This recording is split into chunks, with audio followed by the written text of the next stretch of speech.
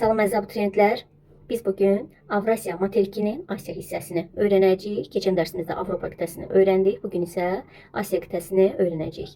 Asiya qitəsi Avrasiyanın şərq hissəsində yerləşir və Asiya dünyanın geoqrafik cəhətdən ən mürəkkəb regionudur. Asiyada həm platformalar, həm də geosiqnal qurşaqlar mövcuddur. Yəni fəal zonalar mövcuddur. Asiyanın şimal ucqar nöqtəsi Rusiyada Taymır yarımadasında Çelyuskin burnudur. Şərqdə Çukot yarımadasında Dejinyev burnudur. Cənubda Piyay burnudur. Cənub-Şərqi Asiyada yerləşir. Malayziyada, qərbdə isə Türkiyədə yerləşən Baba burnudur. Asiyada olan platformalara biz Qərbi Sibiri, Turanı, Ön Qafqazı misal göstərə bilərik və bu platformalar cavan platformalardır. Bundan başqa Ərəbistan platforması, Hindistan platforması, Çin, Koreya və Sibir platformalarının da adını çəkə bilərik. Asiya qitəsi Avropa kimi müxtəlif regionlara bölünür ki, bu regionlara Şimali Asiya, daha sonra Mərkəzi Asiya, Şərqi, Cənubi, Cənub-Qərbi və Cənub-Şərqi Asiya regionudur. İndi isə gəlin bu regionları tək-tək öyrənək.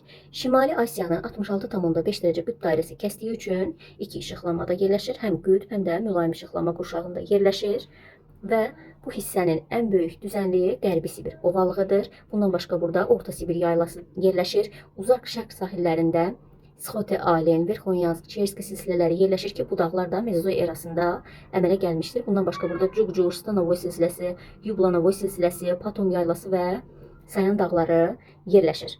Mərkəzi Asiya isə daha çox hündür dağ sistemləri ilə tanınır. Bu ərazidə planetimizin ən hündür dağları olan Himalay dağları yerləşir ki, bundan başqa burada Qaraqorun, Pamir, Hindikuş, Kunluşan, Tianşan kimi dağlar yerləşir. Hindikuş dağları ən hündür zirvəsi Tiriçmir 7708 metrdir. Pamirin zirvəsi Qonqurdur 7719 metrdir. Tianşan bu hissədədir. Tianşanın da zirvəsi Qələbə pikidir 7439 metr təşkil eləyir. Bu hissədə dünyanın ən hündür dağlıq yaylası olan Tibet dağlıq yaylası yerləşir ki, bu yaylada Himalay dağları ilə Kunlun dağları arasındadır. Kunlun dağları ilə Tianşan dağları arasında isə Tağrım çökəkliyi yerləşir. Bu ərazidə Asiyanın ən alçaq nöqtələrindən biri olan Tufan çökəkliyi yerləşir. Dərinliyi -155 metrdir. Mərkəzi Asiyada Turan ovalığı, Qazaxıstan xırdatəpəliyi, Üstyurt və Turqay platoları da yerləşir. Qazaxıstan xırdatəpəliyi bu hissədə, Turan ovalığı bu hissədə yerləşir. Gəlin Cənubi Asiyanın relyefini öyrənək. Cənubi Asiyanı Mərkəzi Asiyadan Himalay dağları ayırır və bu ərazidə dünyanın ən hündür dağ zirvəsi olan Chomolungma zirvəsi, yəni Everest zirvəsi 8848 metr burada Cənubi Asiyada yerləşir. Bu regionda əsas hissəni Hindistan yarımadası tutur. Bilirsiniz ki, Hindistan yarımadasında Qərbi Qat, Şərqi Qat, Baykaldan öncə yaranmış dağlar var. Hindistan yarımadasında Dekan yaylası yerləşir ki və bu yayla da dəmir, daş kömür, eyni zamanda qrafitlə zəngindir. Şərqi Asiya isə Sakit Okean sahillərində yerləşir və bu ərazidə ovalıqlar üstünlük təşkil edir. Bu ərazidə Böyük Çin düzənliyi yerləşir ki, Böyük Çin düzənliyi də alüvyal mənşəli çöküntülərlə örtülmüşdür və bu da Yansız və Xuanxe çaylarının gətirdiyi çöküntülərdir. Bundan başqa burada Böyük Xinqan və Kiçik Xinqan dağları da yerləşir ki, bu dağlarda Hersin dağ əmələ gəlməsində yaranmışdır. Bu isə Sakit Okeanla Avrasiya tasvir tavasının toqquşduğu ərazidir və burada tez-tez zəlzələlər, vulkanlar baş verir. Bu ərazidə Yapon adaları, Kuril adaları yerləşir ki, bu da seismik ərazidir. Cənub-Şərqi Asiyanın əsas hissəsini Hind-Çin yarımadası və Zond adaları əhatə edir və bu ərazidə Hind-Çin yarımadasının dağlar meridional istiqamətdədir və bu dağların arasında Mekong ovalığı yerləşir. Bu ərazi də seismik cəhətdən aktivdir, materik və okean tavalarının sərhəddində yerləşir. Bu ərazidə fəal seismik proseslər gedir və burada fəaliyyətdə olan vulkanlar vardır ki, bunlara Krakatau, Semeru, Kerinci, bundan başqa Agona, Slamet vulkanlarının adına misal çəkə bilərik. Daha sonra Filippin adalarında Apo, Pinatubo vulkanları yerləşir. Filippinin şimal adasında, yəni Luzon adasında Pinatubo vulkanı, cənubda, yəni Mindanao adasında isə Apo vulkanı yerləşir. Bu ərazi neft, təbii qazla zəngindir. Eyni zamanda bu ərazidə daş kömürü ehtiyatı da vardır. Və bu ərazi, yəni Cənub-Şərqi Asiya dünyanın əsas qalay Wolfram qurşağı kimi tanınır. İndi isə gələk Cənub-Qərbi Asiyanın relyefinə. Bu ərazidə eol relyef formaları üstündür və bu Ərəbistan platforması üzərində yerləşir və keçmişdə Afrika tasvir tavasına bitişik olmuşdur. Sonralar materikdən qoparaq Avrasiyaya birləşmişdir və hər iki tava, yəni Ərəbistan tavası da və Afrika tavası da şimal-şərqə gedir. Lakin bu ərazidə olan Qırmızı dənizin sahəsi genişlənir. Nəyə görə? Çünki Ərəbistan tasvir tavası daha sürətli hərəkət edir. Bu ərazidə Anadolu yaylasında Pont Tavır dağları yerləşir. Bu dağların arasında Anadolu yaylası yerləşir. İran ərazisində Zagros və Elburz dağları yerləşir ki, bu dağların da arasında İran yaylası yerləşir. Və Elburzun ən yüksək zirvəsi Dəmavənddir, 5610 metr.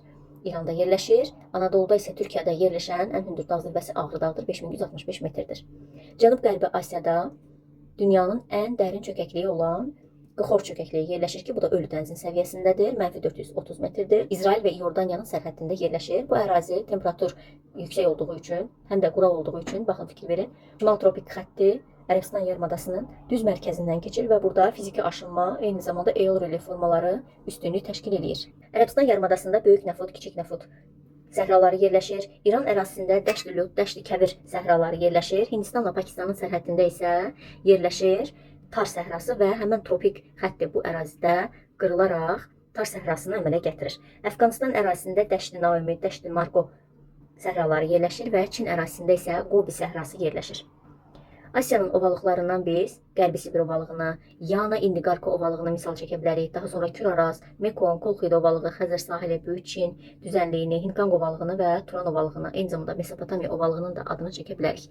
Yarımadalarına isə Ərəbistan yarımadası, Hindistan yarımadası, Yamal, Qıdan, Taymur yarımadası, Malakka yarımadasını, Koreya yarımadasını, Kiçik Asiya yarımadalarının adını çəkə bilərik.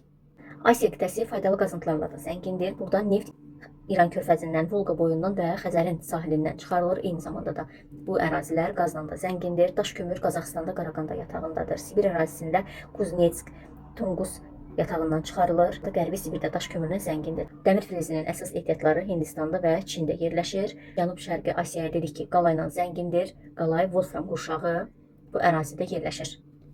Xromik yataqları Türkiyədə və Filippində vardır. Qalay İndoneziyada, Malayziyada, Tayland ərazisindədir. Uran isə həm Rusiyada, həm də Özbəkistan ərazisində yerləşir. Nefti, təbii qazdır, Türkmənistandır, Azərbaycandır, Qətərdir, Qazaxıstandır, İraqdır, Küveytdir, Qətər kimi ölkələrdən, eyni zamanda İrandan da, Birləşmiş Ərəb Əmirlikləri, Səudiyyə Ərəbistanında da yataqları vardır. Adalarına nəzər salsaq, Şri Lanka adasıdır, Böyük Sond adaları, Sumatra adası, Kalimantan adası burada yerləşir. Bilirsiniz ki, dünyanın ən böyük adası Qrenlandiyadır. Daha sonra isə Yeni Qvineya və Kalimantan adalarıdır. Yeni Qvineya və Kalimantan adaları Cənub-Şərqi Asiyada yerləşir. Bundan başqa Tayvan adası bu ərazidədir. Şimal tropik xətti Tayvan adasını kəsir. Pon adaları da bu ərazidə yerləşir. Şərqi Asiyaya aiddir. Bu adalara Hokkaido adasını, Honshu adasını, Shikoku, Kyushu adasını, Ryukyu adaları aiddir. Şimal hissədə yerləşir Saxalin adası. Bundan başqa şimal ərazidə şimal torpağı, Novosibir, Anju adaları, Vrangel adası yerləşir. Vrangel adasının 180 dərəcəlik tarix dəyişdirmə meridianı kəsir. Buna görə də Asiya qitəsi eyni zamanda Qərb yarımkürəsində də yerləşmiş sayılır. Əziz abituriyentlər, bugünkü dərsimiz bu qədər. Uğurlar sizə.